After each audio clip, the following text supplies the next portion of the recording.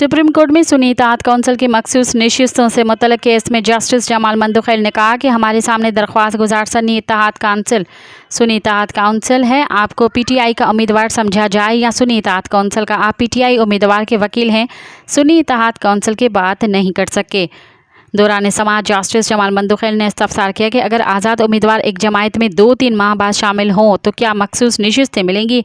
सलमान अकरम राजा ने कहा कि इसी वजह से 3 दिनों में शामिल होने का कानून है। चीफ जस्टिस पाकिस्तान ने कहा कि वैसे ये बहुत ही अजीब सा कानून है। जस्टिस मंसूर अली शाह ने कहा कि ऐसा तो नहीं हो सकता कि 3 सीटें जीतकर 12 सीटें आपको मिल जाएं। जस्टिस आयशा मलिक ने कहा कि कानून के मुताबिक तनासिब से ही ख़वातीन और गैर मुस्लिम की सीटें होंगी। जस्टिस अतहर मन्नाल्लाह ने कहा कि सलमान अकरम राजा साहब अब अदालत के सामने 2 मौक़िफ़ अपना रहे हैं। एक मौक़िफ़ है कि इलेक्शन कमीशन ने सुप्रीम कोर्ट के फैसले की गलत तशरीह की।